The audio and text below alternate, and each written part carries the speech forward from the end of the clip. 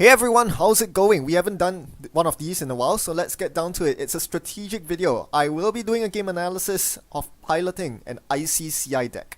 This is the deck list we'll be featuring today, and the basic premise is pretty simple. Just like Jammy HB, we're going to make taxing servers. We're going to install never advanced cards and remotes. If they don't check it, well, we might score an agenda. And if they do, well, it might just be an upgrade that forces them to lose a lot of tempo. We have some of the best ice in this deck in the entire game, I should say. Ashgaru, one of the best barriers, pretty broken in CI. You have Newshound, which is bar none the best end-run sentry currently in the game, and Fairchild 3, the only ice so good it had to make its way on the most wanted list. So with this very taxing ice suite, we are going to use it in conjunction with our defensive upgrades to score agendas. The Never Advance game plan is pretty strong right now, with a lot of runners packing Clot.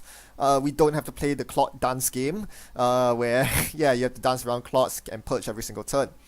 Against resource-based decks like Haley or Geist, we can utterly punish them with a Scarcity opening. This deck runs 3 Scarcities and 3 Archive Memories to ensure that Scarcity will be up almost every single turn of the game. Not only does this turn on Newshounds, it also punishes the runner, forces them to pay more resources than they like for their engine, and thus allow us to score agendas fairly easily.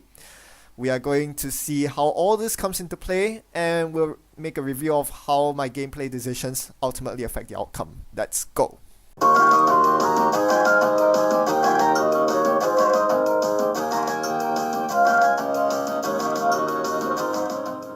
Alright, today's matchup is versus Haley. So we know that Haley decks tend to run a lot of resources so that they can get the fullest mileage out of their ID ability. So when I saw that I opened with no agendas and a Scarcity, I had to keep it, and I had to ice R&D, Scarcity and Hedge Fund.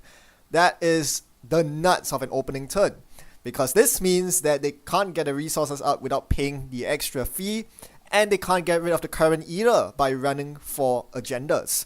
If they run HQ, there are no agendas. If they run R&D, there might be. But I get an Architect Fire, and that could change things. My next draw drew me into a Fairchild 3. I still have no agendas in hand, so I do not have to defend HQ. Instead, I can dedicate the Fairchild 3 to my scoring remote. Remember I talked about the 3 most taxing ice in this deck? Fairchild 3 is one of them. So placing it on the remote means that if and when I do draw an agenda, it goes straight in the remote and my opponent can't really contest it. Technically they could run the Fairchild 3, click through it and steal the agenda, but I know I have another Scarcity in hand to follow up if they do go for the remote steal, and they might not run it anyway. They're too poor to contest it, and it could be something nastier than that. It could be an Architect, for all you know. So here I spent my first click drawing after the mandatory draw into Vitruvius, because I knew that if I drew an ice, the perfect play would be ice the remote for double ice and then put the Vitruvius in. That didn't happen, so I drew a Biotic instead, so I had to put the Vitruvius in the remote, where it was way safer than in my 1 and 3 HQ. So that was my choice there. Now let's look at my opponent's board state. They have double SMC up, and clearly they can't really install too many resources because it's too expensive, so that's Scarcity paying off there. They paid 7 credits to install their professional contacts, but that's going to make them money over the course of the game. Speaking of making money, they installed 2 SMCs as well, one of which was used to fetch a Tapeworm after running HQ. Again, another reason why I prefer to keep an uniced HQ empty of agendas. We don't want them getting rid of our current, and more importantly, we don't want them stealing our agendas. So instead of going for my agenda, my opponent goes for the Tapeworm, which is perfectly reasonable. And I'm kind of worried about it because Tapeworm's a very good counter to Scarcity. If they're making 2 or 3 credits a turn from Tapeworm, that negates the 2 credit tags from Scarcity. So I had to purge there, even if it meant letting my Vitruvius incubate in the remote for 1 more turn. It seemed like my opponent wasn't interested in going for the remote, so I think I'm fine here. So now they're using their Haley ability to install things that are not resources. Clone chip, double clone chip, for that matter, and running HQ here. Now, one very curious thing they're doing here is I expected them to pop a clone chip for the Tapeworm and force another purge, but instead, they're not going to do that. They're just going to, keep things as they are. So they're not getting another Tapeworm, which means I don't need to spend the next turn purging. Very interesting. If I were my opponent, I would definitely spend one of the clone chips for getting a type worm, because right now the economy situation looks very dire from the runner side. So at this point, I am very clearly in the lead, even though I haven't scored any agendas, but I have a good amount of money, I can defend my servers, and my opponent doesn't have any setup going at all. Now I draw into an ultraviolet here. I think about it for a while and I decide, okay, let's get the agenda out. Vitruvius scored. HQ is still empty, so that's good. We want to set up our scoring remote to score our next agenda, which would hopefully be a corporate sales team or a successful field test. These are big agendas that we want to get going to get the benefits as the second agenda scored. Elective upgrade is not that good in this matchup because we know our opponents on clot, given that they're running clone chips. So yeah, the fast advance mechanism brought by elective upgrade is going to be less relevant in this matchup. So yeah, elective upgrade is a very good first agenda to score in most matchups, not in this particular one. In the meantime, my opponent keeps poking HQ, trying to get rid of the scarcity, but to no avail. They are wasting clicks on HQ, I'm happy with that. Now, my mandatory draw draws me a vanilla. Okay, time to think. What do I do here? You can pause the video and think about it yourself. It's a very difficult choice. There are lots of things to do. But with the ultraviolet in your hand, I think suffice to say most people would play the ultraviolet here. It makes perfect sense. And come on, play the ultraviolet. No, I don't. No, I don't. I'm not going to play the ultraviolet here. Why? I was worried about HQ runs. So ultraviolet could easily draw me into a bunch of agendas that I don't want right now. And I can't use ultraviolet to install agendas that I just drew, because that's not going to help me very much. If I install a 4-2 in the remote, for example, I would need to Bartik to score it next turn. So that's a big tempo hit. And if I don't get rid of the agendas from my hand, my opponent could run my hand. I know I could install ice using ultraviolet, but what I really wanted to do with this turn was to prepare HQ for the ultraviolet level clearance by installing vanilla on HQ, and then prepare the remote for an agenda by installing News Hound as the outer ice. Now, with this ultraviolet on this turn, I was actually hoping to draw into an agenda here, did not get it. So unfortunately, this means that I have to settle on the next best play, install Jeeves in the remote. Against Haley, who I'm not expecting to pack any asset hate, Naked Jeeves is going to do just fine. It's super taxing for my opponent to trash. They cannot afford the money to do it. So this is going to give me it's going to give me an easy Jeeves, basically. My opponent really cannot afford to contest it, and this means I get 4 clicks every turn from now on, which would super swell. In the meantime, my opponent actually pays the scarcity tax to get daily cast going, and a SACCon going. They need the SACCon up because now they're going to run archives for their tap worm, which will gain them money. But of course, I know that I have Jeeves online, so this Jeeves is going to help me a lot. One of the best things you can do against tap worm is to purge and still have a click remaining to advance your game plan. Normally, purging against tap worm is really bad because it costs you so much tempo. And that's why tap worm in Shaper is so very powerful when backed up with Sacrificial Construct. In this deck, however, Jeeves makes it a lot more palatable to go purging. Notice my opponent's still super poor. They have they are slowly setting up their board state, but they just don't have the money to contest any of my servers whatsoever. Not even the Jeeves that is out there. So this turn's fairly obvious. Res Jeeves, purge, and then do something with my last click. Let's play the ultraviolet the violet level clearance since it's my last click after all. That draws me 4 cards, including 2 agendas. Again, this is the risk with playing clearances. You flood your hand with agendas. If HQ is not sufficiently protected, you're in trouble. But given how slow my opponent's setting up, and the fact they don't have a Fractor on board just yet, I'm happy with vanilla on HQ right now. So next turn, I will definitely look to score one of these agendas. Sales team or upgrade. As mentioned, upgrade is not that palatable, so I'll probably go for the sales team here. Defending it is going to cost a bit of money, so sales team seems like the optimal agenda here because I desperately need the sales team money. The best part is with Jeeves online, I can actually afford to never advance this sales team. So as you'll watch me soon, I will just leave it never advance in the remote. Again, you always want to never advance your agendas. Make them, if you can deter them from running your remote, you are probably winning. So yeah, the game continues on, and what's this? Stim hack into my Jeeves to trash my Jeeves? Rude! That is so rude. Wow, okay. I guess you really want my Jeeves dead, don't you? Even if it means braining yourself. Fine, I guess you can have the Jeeves. Okay. So my opponent is gonna get something out with their SMC to make use of Stim Hack money and then trash my Jeeves. Very rude. Very, very rude. No manners. Okay. This gloves off time. I'm not happy with that. This means I can't never advance my sales team. I mean, I could, but I don't want to use a Baltic to get 4 advancements on my sales team. That's very expensive, and I need the money to rest my ice to maintain my hand size. So next turn seems pretty obvious here. With the defensive upgrade, there's only one realistic line of play. Install Ash, install sales team, advance. This puts the pressure on my opponent to run the remote. So yes, I'm gonna watch as my opponent blazes through my ice. It seems like I won't be able to defend this agenda, but that's fine. I'm willing to concede one agenda to them. As with Jammy HB, if forfeiting an agenda allows you to gain a lead in terms of, you know, getting a scoring window for your next agenda, it's probably worth it, especially given that while I'm doing this, not only am I hitting on my opponent's credit pool, I'm also forcing the David counters out. I'm forcing the use of Nanok K, which is expensive, and I'm forcing them to trash this Ash as well, which I have a replacement for. So this is going to be very, very expensive. For them to actually make a successful run on this remote and trash the Ash, they need to pay 4 credits for the trace and 3 to trash the Ash just to steal this sales team. I'm not unhappy about this at all. It's only 2 points, and yeah, it definitely slows them down. The question is, what do I do this turn? Mandatory draw, no agenda. The only agenda I can score right now is elective upgrade. So you would bet that I would jam a Vitruvius or a sales team right this turn if I could. Unfortunately, because I did not have the agenda, I was unable to do that. So my turn had to be install Ash. This might beat a desperation run on the remote, which would further set my opponent back.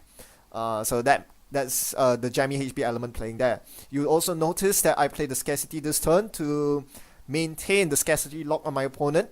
One problem with my opponent's play, well, arguably a problem, I don't know, is that they ran last click to steal the agenda, which meant that they had no window to install resources at that normal price. So I get the Scarcity back up, which means that resources are expensive again, and it also means that my News Hounds actually end the run here, so that's good.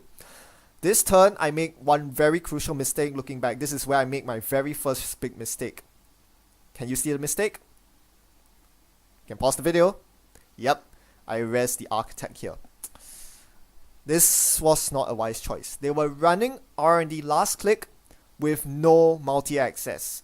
I should have been more than happy to give them one access, but instead, I decided to res my Architect to force them to lose 4 credits to break with Nanok K. It's not worth it. The reason is because this 4 credits sets me back super far. From 6 credits I dropped to 2. This means that I have to ditch a lot of cards from my hand. And this leaves R&D super vulnerable. Because now that they know that R&D is clear, it's only an Architect, they can easily play indexing next turn and be assured that they can make 2 runs through R&D. So I was forced to actually make a suboptimal play here, which was to re-ice R&D to make sure that they don't go in with an indexing or a Maker's Eye. Because as you can see, I'm more than halfway through my deck at this point, but I've only seen 3 agendas total so far. There are 9 agendas in this deck, R&D is loaded. I cannot let my opponent get multi-access on R&D in, so I had to put the News Hound on R&D to deter them from running that server. This cost me a lot of cards from my hand. You can see I had to ditch a lot of valuable cards from my hand, and as a result, I'm now spending my turns clicking for credits when I should be clicking for cards. I need to be drawing here. The thing about CI and why it's so powerful is that when you play your big clearances, your violets and ultraviolets, you're drawing into more money and card draw. So really, your clicks should be spent playing clearances and operations. They shouldn't be spent clicking for credits. If you're clicking for credits, you're losing. It's worse than purging virus counters because you're not getting the efficiency you need. Now my opponent, on the other hand, has super efficiency. They have been using Proco for this entire game, and the Tapworm's actually making a lot of money. Only now that I find the tempo to finally get the purge on, but it may just be too little too late. So this is a big problem. They now actually could afford to play both fan sites under Scarcity. They are pretty rich. They have yeah, they're just chalking up enough money to make sure that they can get through my remote if and when the time calls for it. Note that Fairchild 3 doesn't stop them anymore. They can just click through it, so this is a big problem. My Ash doesn't stop them because they can pay for the Ash trace and break it, given that they're so rich. So lots of problems on my end, and it all comes down to rezzing that Architect. So that was a very huge mistake. The other thing is, against Nanok K, you don't want to stack sentries. My R&D right now is Newshound Architect, but that's not good. Why? Look at it this way. Nanok K costs 3 credits to pump by 2 strength, right? So, yeah. Actually, it's fine. It's not that bad. My mistake. But still, the fact that I had to spend 4 credits on an Architect that now costs 2 credits for my opponent to break, because now Nanok K is base strength 3 with 2 eyes on R&D. So this Architect isn't taxing my opponent as much as I like it to, and that's a problem. You'll notice that I play Archive Memories for Violet level there. I desperately needed the money and cards, so I did that and got a punishment of info sifting from my opponent. So some mind games here. The good news is I knew that this was not going to be a potent info sifting. The question was whether my opponent would pick the correct pile to get the elective upgrade. 50-50 shot. They went for the bigger pile, which I did hide the upgrade in, so that's a problem. They are going to steal the elective upgrade, and this puts me in a very precarious position.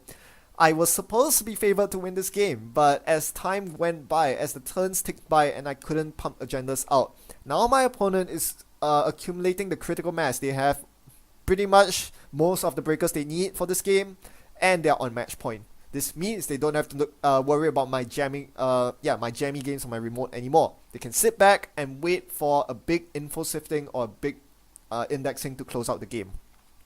So I've basically lost the game at this point. I'll need some miraculous magic to come back. Let's see if I can actually pull that off. So, what do I do here? I know that if I go for an agenda score right now, the fan sites will hit my opponent's score area, and they can recur info sifting and whatever events they need to win the game. And that's not good.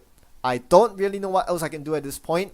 They're on match point, and it's very difficult to get anything going because I knew that if I score any agenda, they would be pulling out way ahead, playing, sacking the fan sites for sure gambles and multi-access.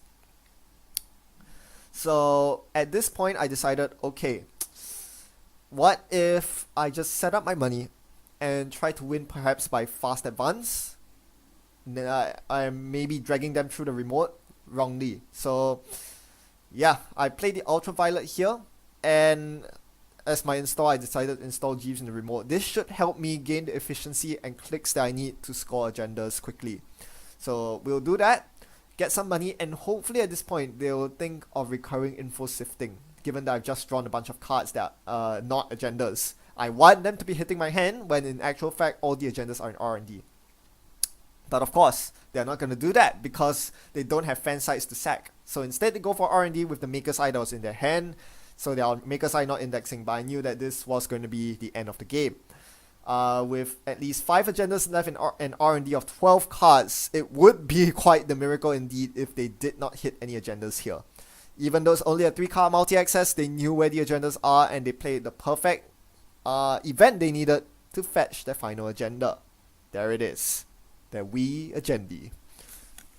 Yep, this was one of those few games where I'm very happy to have lost, even though it was kind of by a landslide victory in the sense that I basically had no outs going into the late game. My opponent played that well and truly, nearly perfectly I should say. I think very few people would have made the stim hack into Jeeves' move, but that was brilliant. Not only did they get the Nanok K online to deal with all my nasty sentries, they also managed to trash the Jeeves, which would have otherwise given me a lot more tempo, allowing me to purge and draw cards more efficiently. My opponent also maintained a very appropriate level of aggression, not making unnecessary runs, only targeted runs when necessary. I believe they only made 3 runs that were not for enabling Tapworm the entire game. Some of the early HQ pokes, I guess, trying to get rid of scarcity, but beyond that, when they were actually trying to get agendas, they only made 3 key runs. 1 on my remote, where they contested the Ash, 1 on HQ for the info sifting, and the final Maker's Eye to close out the game. Those 3 runs netted 3 agendas for them to win. So yeah, more importantly, they managed to keep a cool head even though they were under the effects of scarcity, which is kind of basically a death sentence for Haley. My opponent knew the correct resources to install. Professional context on turn 1 paid off so much throughout the entire game. A daily cast was appropriate, and getting the double fan sight, they knew they could afford the tempo to install it, and they knew how important it is to have fan sights up to threaten recurred events with ShadowNet. So very well played to my opponent. On my side of the table, I definitely could have learned a couple of things, most notably, rezzing the Architect on R&D cost me the game as it put me into a credit level which I couldn't get out of. Too few credits, had to discard most of my hand, lots of tools in my hand that I could have used to help me win the game. And another thing I noticed is that this deck might just not be tenable after all. CI just isn't rich enough to play Glacier. The problem is I just never had the money to res an Ashigaru that game, so the one that I drew ended up going in the bin pretty quickly. It's pretty hard to play Glacier and maintain a credit buffer to keep a full hand size, which is a big problem. In regular Gem EHB and ETF, you could afford to go down to 1 or 2 credits when scoring an agenda. Even though this opens up a stealing window for your opponent, at least this allows you to get agendas out. In CI, this is not the case. If you go down too low, suddenly HQ and Archives becomes very vulnerable, and that's not where you want to be. More importantly, it takes you out of clearance range. So even if you draw one of those violet or ultraviolets, you have to click up for credits just to be able to play them. So lots of nuances to playing CI Glacier. This might just not be the right deck. It's worth trying out more, I guess. It's a pretty fair deck, so you know, no harm, no foul playing it. But these are things you have to keep in mind when you are playing CI. Well, that's it for me. Thanks for watching Happy Net Running. Hope you found this strategy discussion insightful. I'll see you next time.